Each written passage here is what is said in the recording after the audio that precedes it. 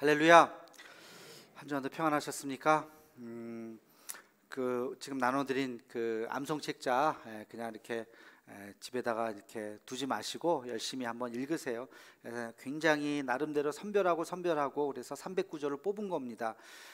그냥 암송이 안 되시는 분들은 읽기라도 해도 굉장히 큰 도움이 될 겁니다. 그리고 정말로 가을에 한번 성경 퀴즈 대회, 고기 있는 범위 안에서 성경 퀴즈 대회와 암송 대회를 하려고 그러는데, 오후 예배를 그때쯤 되면 뭐 할 수 있을 수도 있고 못할 수도 있는데, 영상으로 하면 어떨까? 우리가 프로그램을 하나 만들어서 미스터 트롯 뭐 이런 것처럼 예선전 해가지고 그렇게 해도 재밌겠다는 생각을, 우리는 방송국이 있기 때문에 그런 생각을 좀 얼핏 했습니다. 아무튼 열심히 좀 읽으셔서 신앙에 좀 도움이 되고, 성경에도 이렇게 표시도 해놓고 짧은 것들부터 해서 하나씩 읽어 나가시고 그렇게 유익하게 잘 쓰여졌으면 좋겠습니다. 오늘 오신 분들, 오래간만에 오신 분들이 많은 것 같아요. 멀리서 오신 분들도 계시고, 이 예배를 통해서 살아계신 하나님의 음성을 들으시기를 주님의 이름으로 축원합니다. 잠시 기도하겠습니다. 거룩하신 주님, 주의 전에 나왔습니다. 예비하신 은혜를 우리에게 허락하여 주시고, 우리가 빈 마음으로 왔지만 돌아갈 때에는 하늘의 은혜를 덧입게 하여 주시고, 주님께서 주시는 풍성한 은총을 누리고 우리의 일상으로 돌아갈 수 있는, 또 새 힘을 얻을 수 있도록 인도하여 주시옵소서. 예수님의 이름으로 기도하옵나이다. 아멘. 요즘에 교육에서 굉장히 주목받고 있는 하나의 이론이 있죠. 뭐 이론이라기보다는 하나의 흐름인데요, 그게 바로 하브루타입니다. 제가 뭐 몇 해 전부터도 이렇게 말씀을 드리기도 하고 그랬습니다. 이것이 교육에 있어서 굉장히 중요한 그런 점점 그런 위치를 차지하고 있어요. 하브루타는 여러분 잘 알다시피 유대인들의 교육 방법입니다. 하브루타 교육이라고 하는 것은 토론하고 대화하는 거예요. 질문하고 답하고 또 질문하고 답하고 그러면서 서로 배워가는 거예요. 사실은 별로 크게 별다를 것도 없는데, 이것이 왜 교육계에 굉장히 중요한 하나의 흐름으로 또 큰 충격으로 다가오는가 하면, 기존의 모든 교육 방식을 다 뒤집었기 때문에 그렇습니다. 기존의 교육 방식은 뭐예요? 선생님이 가르치죠, 말하죠. 일방적으로 아이들이 그것을 듣죠. 아이들은 듣고 선생님은 말하고. 근데 하브루타는 거꾸로예요. 누가 질문을 해요? 선생님이 질문을 하는 거예요. 아이들이 답하는 거예요. 아이들이 그게 말이 되던 안 되던 막 자기가 막 이야기하면 또 선생님이 또 다른 질문을 하고 또 질문을 하고, 그런 얘기를 계속 하는 거예요. 그러면서 공부를 하는 거죠. 근데 이것이 놀라운 것이, 연구를 해봤더니 아무리 좋은 선생님이 이야기를 해도 듣고 깨닫는 것, 듣는 지식의 양보다도 자기가 말하면서 알게 되는 지식이 5배 이상 훨씬 더 그것이 기억에 오래 남는다는 거예요. 그래서 말하게 하라는 것이죠. 말해야 내 것이 된다는 것입니다. 그냥 듣기만 하면 그때는 앉는 것 같아요. 들으면 그렇지. 근데 뒤돌아놓고 보면 하나도 남는 게 없어요. 자기가 자기의 언어로 말하고 그것을 자기가 설명을 할 때 훨씬 더 오래 남는다는 것이죠. 여러분, 이것은요 신앙생활도 마찬가지예요. 신앙생활도 말씀을 이렇게 듣는 거, 들을 때는 다 알지, 마태복음 다 알지, 마가복음 다 알지, 다 아는 것 같아요. 근데 여러분, 아는 것이 여러분 신앙이라고 착각해서는 안 돼요. 내가 성경 10번 읽었는데 그러면 그 10번 읽은 것이 내 신앙이라고 착각해서는 안 돼요. 듣는 것이 내 신앙이 아니요, 아는 것이 내 신앙이 아닙니다. 뭐가 내 신앙입니까? 행한 것만 내 신앙이에요. 그 믿음대로 행한 것만이 그것이 나의 신앙인 것이지, 아무리 많이 들었던, 아무리 많이 알고 있던 그것이 여러분 신앙이라고 생각하시면 안 되는 것입니다. 오늘 본문 말씀 우리 한번 같이 읽어보겠습니다. 22절 말씀입니다. 시작. 너희는 말씀을 행하는 자가 되고 듣기만 하여 자신을 속이는 자가 되지 말라. 아멘. 말씀을 행하는 자가 되어야지, 듣기만 하면 자신을 속이는 자라는 거예요. 자신도 속아요. 내가 이렇게 신앙생활 오래 했는데, 내가 못 들은 말씀 없는데 다 들어봤는데, 내가 성경을 몇십 독을 했는데 그게 내 믿음이라고 착각하기 쉽다는 것이에요.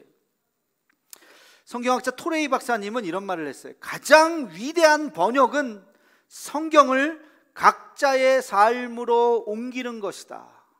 여러분, 가장 위대한 번역이라는 게 뭐 여기 있는 언어를 일로 옮기는 거죠. 그러나 가장 위대한 번역은 성경의 말씀을 내 삶으로 옮기는 것, 이것이 가장 위대한 번역이다, 이런 말씀을 했습니다. 그러니까 말씀은 내 삶으로 녹아져야 된다는 것이에요. 여러분, 그 말씀이 내 삶의 언어로, 내 삶으로 녹아지기까지 그러나 과정이 있어요. 세 가지의 과정이 있습니다. 첫째는요, 듣는 과정이 있어야 돼요. 아무래도 말씀을 들어야 됩니다.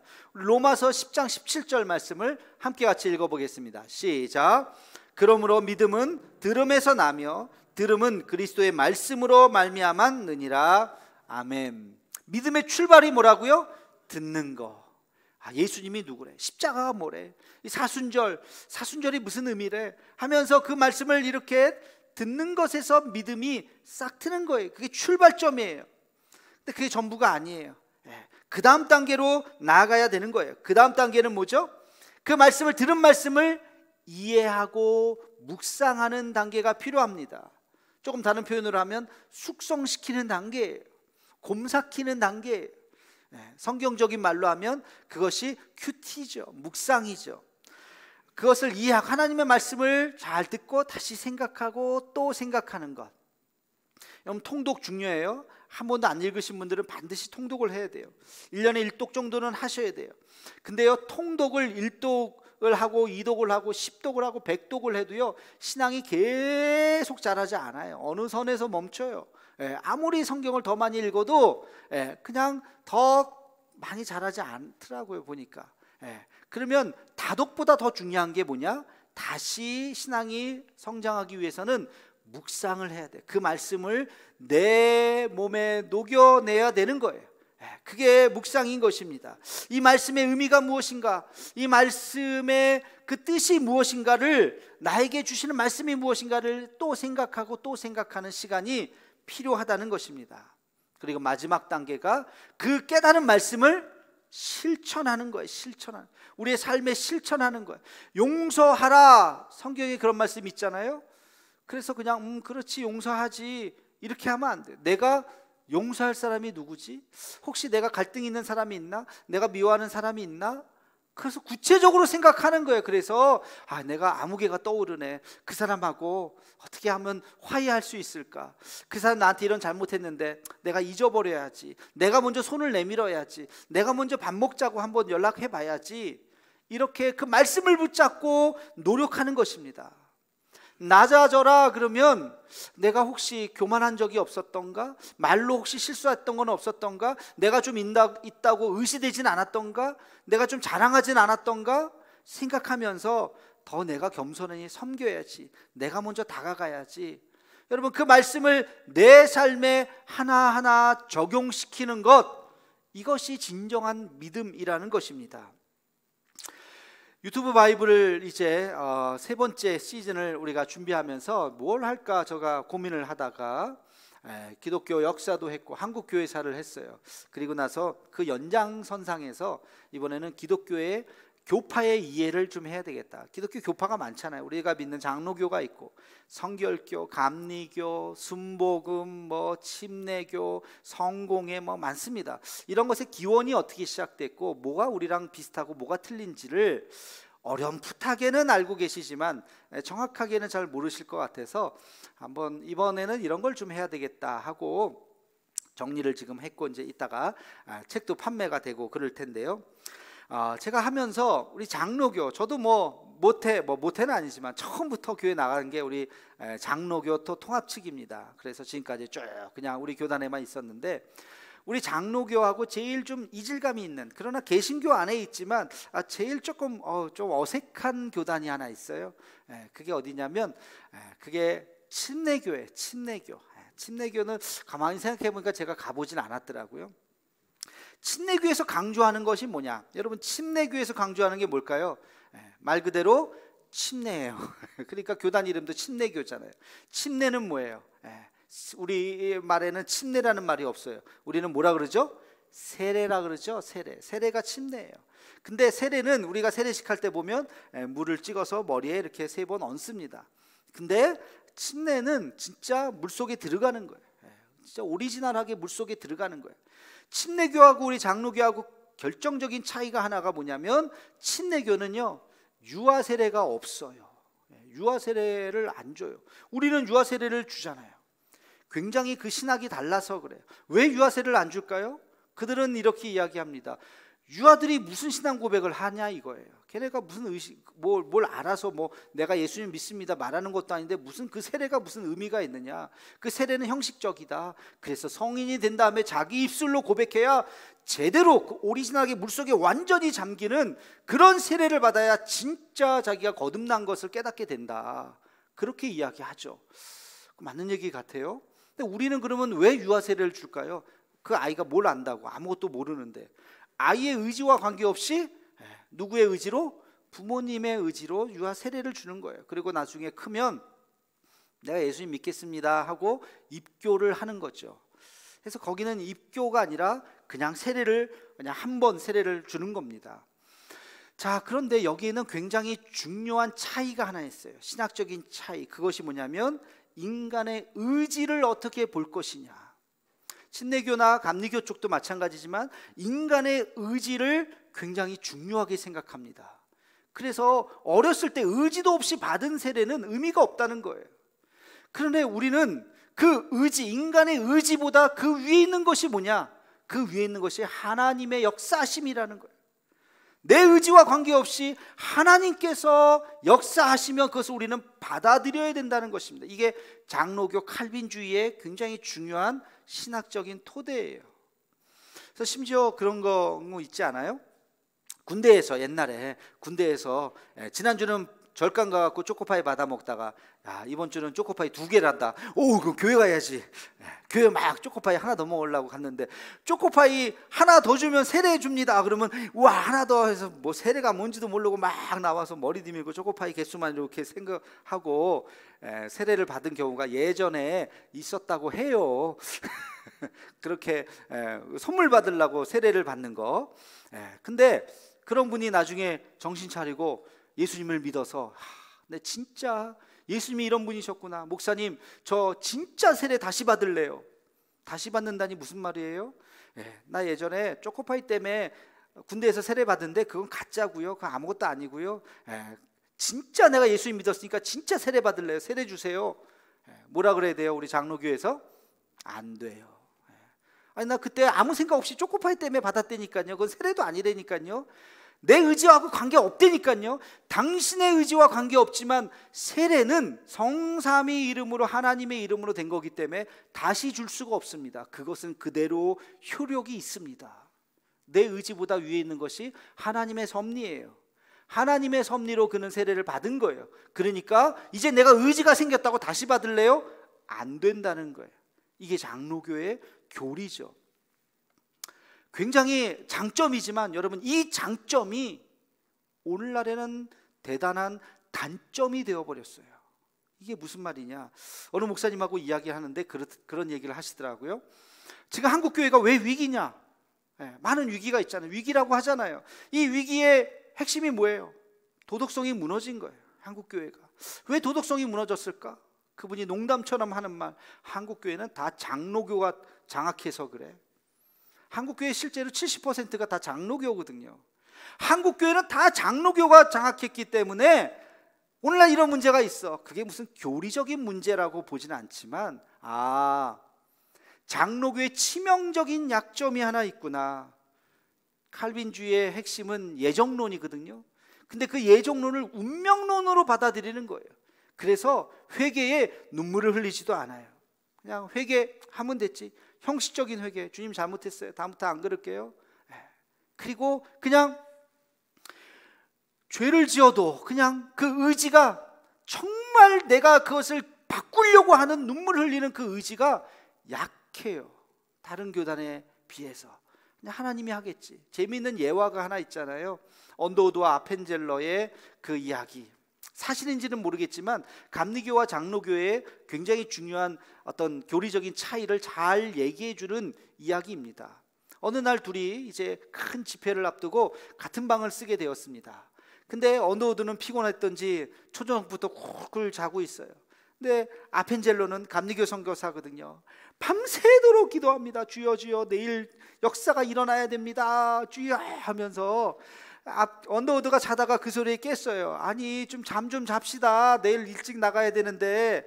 그러니까 아펜젤로 하는 말이, 아니 언더우드요, 지금 내일 이렇게 큰 집회가 있는데 잠이 옵니까? 그랬더니 언더우드가 하는 말이, 언더우드는 장로교 선교사거든요. 하는 말이, 하나님께서 내일 다 알아서 해주실 텐데 뭘 이렇게 걱정이 많습니까? 그랬다는 거예요. 우리 장로교는 하나님께서 다 하나님의 섭리지라는 걸로 그냥 두리뭉실 넘어가려고. 이게 우리가 의지가 약해진 하나의 이유가 되지는 않았을까? 여러분, 우리는 실천에 대해서 더 민감한 생각을 가져야 됩니다. 우리의 의지를 더 강하게 가져야 돼요. 하나님께서 우리의 의지를 버리신 것이 아니에요. 우리가 말씀을 들으면 그 말씀대로 실천하고자 하는 강한 의지를 우리는 가져야 되는 것입니다. 그럼 말씀 실천에 대해서 우리는 두 가지를 여러분 기억해야 돼요. 첫 번째는 그 말씀을 언제나 누구에게 적용해야 될까요? 누구에게 적용해야 될까요? 나에게 적용해야 됩니다. 우리 함께 같이 26절 말씀을 함께 같이 읽겠습니다. 시작. 누구든지 스스로 경건하다 생각하며 자기 혀를 재갈 물리지 아니하고 자기 마음을 속이면 이 사람의 경건은 헛것이라. 아멘. 하나님의 말씀을 나에게 적용시키는 것을 우리는 경건이라고 이야기해요. 경건 생활, 경건한 삶. 근데 오늘 말씀의 26절에 보니까 경건한 삶이 무엇인가 두 가지를 얘기하고 있어요. 첫 번째는 자기 혀를 재갈 물리라는 거예요. 혀에 재갈을 물려라. 그 얘기는 뭐예요? 말 조심하라는 거죠. 말 함부로 하지 말고 말 조심해라. 우리 지난 시간에 한번 얘기했어요. 말에 대해서. 그럼 말은 살리는 말이 있고 죽이는 말이 있어요. 죽어가는 사람도 말 한마디로 살릴 수가 있어요. 그 영혼을 소생케 할 수 있어요. 위로의 말 한마디. 낙심했던 사람에게 말 한마디가 얼마나 용기를 줄 수 있습니까? 반대로 멀쩡한 사람을 죽일 수도 있어요. 말 한마디가. 너 그러면 평생 안 될 거야. 이런 말 한마디, 저주의 말 한마디가 사람을 죽일 수도 있다는 거예요. 말은 굉장히 신중해야 됩니다.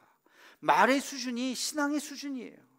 어떤 말을 하느냐가 그 사람의 신앙의 모습을 말해주고 있는 것입니다. 그래서 우리는 말에 대해서 늘 조심해야 돼요.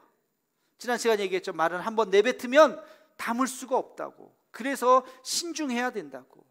늘 이 경건이 말과 관계가 있다고 하는 것 잊어서는 안 될 것입니다. 또 한 가지 26절에 보니까 경건은 또 뭐냐? 자기의 마음을 속이지 말라, 그렇게 이야기했어요. 자기의 마음을 속이지 말라. 정직에 대한 부분입니다. 순결함에 대한 부분입니다. 사람이 살면서 때가 묻죠. 못 볼 걸 보게 되고 못 들을 걸 듣게 돼요. 그러면 자꾸 마음이 흔들리고 자기도 모르게 유혹에 빠지고 자기도 모르게 범죄를 하게 되는 거예요. 우리 한국 사회를 지금 굉장히 어지럽히고 뭐라 그래야 될까요? 지금 막 뉴스마다 나오는 게 LH 사건 아닙니까? LH 사건. 그분들이 처음에 그 회사에 갔을 때 얼마나 기뻤겠어요. 공기업에 가서 참 뭐 그죠? 근데 안 들어야 될 얘기를 들은 거예요. 여기 땅을 사면 대박이래. 야, 아무개 샀대. 지난번에 10배 터졌대. 야, 그런 얘기 안 들어야 되는데 그런 얘기 자꾸 들리니까 누구도 샀고 너만 안 샀대. 그러면 야, 나도 좀 사자. 나도 모르게 그 불법에 동참하게 되는 거예요. 지금 어디서 어디까지 퍼질지 모르겠어요. 지금 이 문제가 안타까워요. 여러분, 그래서 우리가 살다 보면 그런 세상의 때가 자꾸 묻어요. 여러분, 옷에 때 묻으면 어떻게 해요? 바로바로 닦아야 돼요. 이거 그냥 내버려두면 이게 안 져요. 그렇죠? 때가 안 져요. 우리의 영혼에 깃들은 죄악들, 범죄들, 이것을 깨달을 때마다 하나님 앞에 기도해야 됩니다. 그래서 매일 기도하는 거예요. 매일 새벽마다 하나님 앞에 기도하는 거예요. 오늘의 기도를 들으시나요? 우리 유튜브 올라가는 저와 우리 목사님들 매일매일 영상으로 오늘의 기도를 올려드립니다. 뭐 길지 않아요. 3분 4분. 그러나 그 기도 듣다 보면 또 비슷할 수도 있어요. 똑같은 기도를 매일 하는 거예요. 하나님, 오늘도 주님과 동행합니다. 하나님, 오늘도 내 영혼이 허영심과 교만함과 욕심에 사로잡히지 않게 도와주시옵소서. 오늘도 십자가 붙잡고 살게 해 주시옵소서. 그 기도를 우리가 매일매일 해야 됩니다.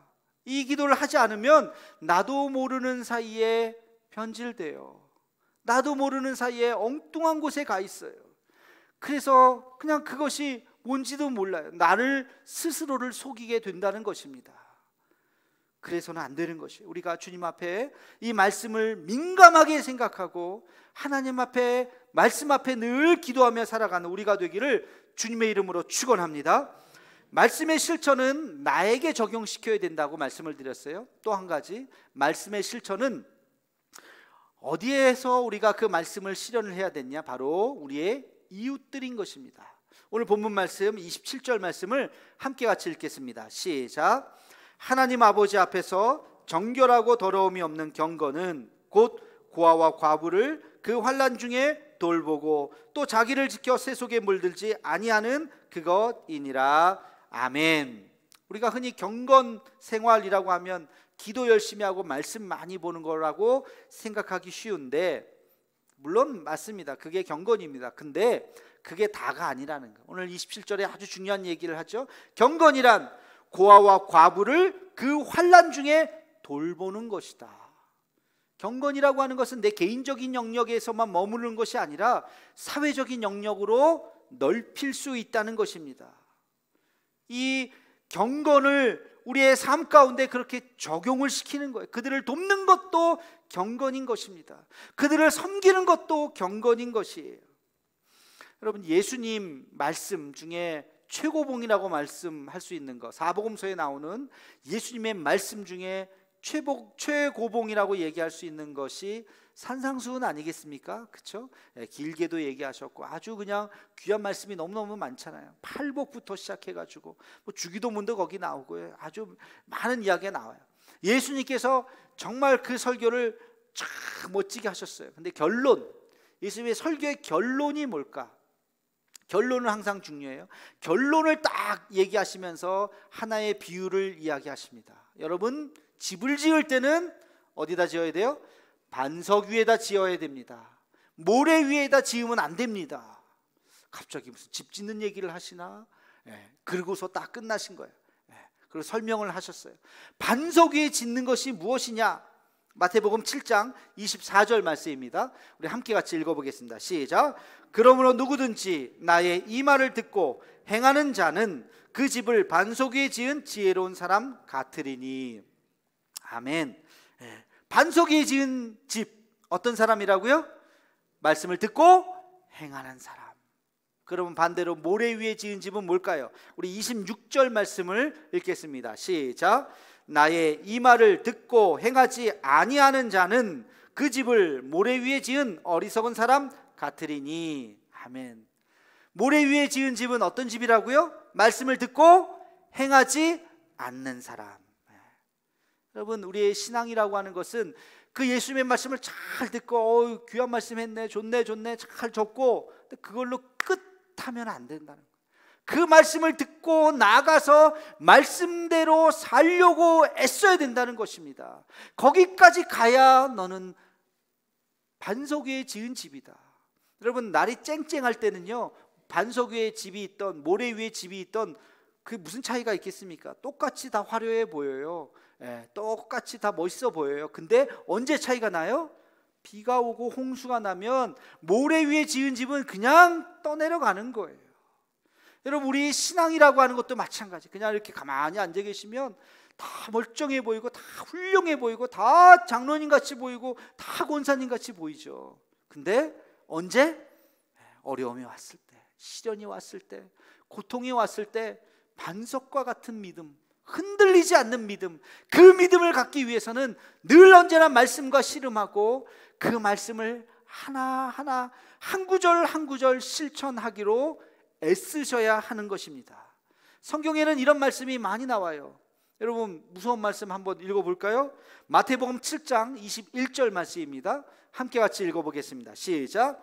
나더러 주여 주여 하는 자마다 다 천국에 들어갈 것이 아니요 다만 하늘에 계신 내 아버지의 뜻대로 행하는 자라야 들어가리라. 아멘. 무섭지 않아요? 주여 주여 하는 자마다 다 천국에 갈 것이 아니라는 거예요. 그 말씀대로 행하는 자가 들어간다. 저는 아직까지 이 말씀을 이해할 수가 없어요. 이 말씀이 무슨 뜻일까?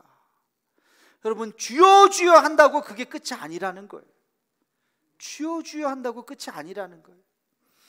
그 아버지의 뜻대로 행한다는 것이 뭘까? 우리가 어떻게 주님을 따라야 할까? 그제서야 온전한 믿음에 도달할 수 있다는 것입니다. 우리 요한계시록 1장 3절 말씀을 우리 함께 같이 읽어보도록 하겠습니다. 요한계시록 1장 3절입니다. 시작. 이 예언의 말씀을 읽는 자와 듣는 자와 그 가운데 기록한 것을 지키는 자는 복이 있나니 때가 가까움이라. 아멘. 읽는 자와 듣는 자뿐만이 아니라 그 기록한 것을 지키는 자가 복이 있다. 그 말씀대로 살아가야 한다는 것입니다. 성경은 매우 분명하게, 매우 단호하게 행위에 대해서 이야기하고 있어요. 그냥 마음으로 믿고 끝나는 것이 아니라 입으로 시인할 뿐 아니라 우리의 손과 발로 그 말씀을 실천해 나가야 하는 것입니다. 여러분, 말씀을 들으면 여러분이 반드시 해야 될 것이 있어요. 그게 뭐냐? 말씀 실천 노트를 쓰셔야 돼요. 오늘 말씀을 듣고 내가 어떤 실천을 하겠다 하는 것을 구체적으로 적으셔야 됩니다. 기도합시다 그러면 그렇지, 기도해야지, 이렇게 하면 평생 기도하지 않아요. 내가 기도를 오늘부터 지금까지 하지 않았는데 새벽마다 일어나서 30분씩 기도해야지. 내 새벽 예배 안 나갔는데 일주일에 3번은 내가 새벽 예배 나가야지. 구체적으로 적으셔야 돼요. 말씀 읽읍시다 그러면 그럼 말씀 읽어야지. 이러고 끝나면 안 돼요. 안 읽어요. 구체적으로 내가 말씀을 어떻게 읽을까? 하루에 20분씩, 하루에 5장씩 읽어야지. 기록하셔야 돼요. 구체적인 자기의 실천에 자기만의 실천 방법을 적으셔야 되는 것이에요. 여러분, 선하게 살아야 됩니다. 그럴 때 그렇지, 예수 믿는 사람은 착하고 선하게 살아야지, 그냥 그렇게만 알면 안 바뀐다고요. 말씀 실천 노트에 적으셔야 돼요. 어떻게? 자, 선하게 산다는 게 뭘까? 내가 가정에서 어떻게 하면 선하게 살 수 있을까? 내가 남편으로서, 아내로서, 아버지로서, 어머니로서 자식들에게 어떻게 할까? 직장에서 내가 동료들에게 어떻게 할까? 교회에서 내가 어떻게 할까? 구체적인 실천 방안을 적으셔야 돼요. 그래야 그 말씀이 체화되는 거예요. 그 말씀이 내 안에서 살아서 역사하는 것입니다. 야고보서를 우리가 시작하게 된 이유가 뭐였습니까? 한국교회 이대로는 안 된다. 우리가 뭔가 잃어버리고 있는 것은 아닌가? 그 해답을 찾자고 야고보서를 시작했어요. 바로 오늘 여기에 그 해답이 있는 것입니다. 한국교회 위기가 어디에서 옵니까? 말씀이 없어서? 목사님들이 없어서? 성경 공부가 적어서? 설교가 적어서? 아니잖아요. 얼마나 넘칩니까? 차고 넘칩니까? 손만 뻗으면, 여러분, 스마트폰만 열면 유명한 목사님들의 설교 다 들을 수 있어요. 말씀이 없어서 위기가 온 게 아니에요. 말씀을 우리가 실천하지 못해서, 목사님들도, 장로님들도, 성도들도, 우리도 전하기만 열심히 전하고 듣기만 열심히 들었지, 그 말씀이 정말로 우리의 삶 속에서 실천되는 것은 아주 드물었던 거예요. 이것이 우리들의 문제였던 것입니다. 주여 주여 하는 자마다 천국에 들어갈 것이 아니다. 아버지의 뜻대로 행하는 자라야 들어간다. 그 말씀과 행위 사이의 갭이 얼마나 클지 몰라요. 저도 마찬가지겠죠. 여러분들도 마찬가지겠죠. 말씀은 듣기 위해서가 아니라 그 말씀을 실천하기 위해서 듣는다는 사실을 잊지 말고, 우리가 오늘부터라도 다시 내가 알고 있었던 말씀, 내가 깨닫고 있었던 그 말씀을 구체적으로 우리의 삶 속에서 어떻게 실천해 나갈지를 고민하며 기도할 수 있는 우리 모두가 되기를 주님의 이름으로 축원합니다. 기도하겠습니다. 사랑의 하나님, 말씀을 듣되 머리로만이 아니라 가슴으로만이 아니라 손과 발로 실천하며 들을 수 있는 우리의 삶이 되게 하여 주시옵소서. 신앙의 연수가 더해질수록, 우리의 믿음의 깊이가 더해질수록 우리의 삶이 변하게 하여 주옵시고, 우리 인격이 더 성숙해질 수 있는 우리 모두가 되게 하여 주시옵소서. 예수님의 이름으로 기도하옵나이다. 아멘.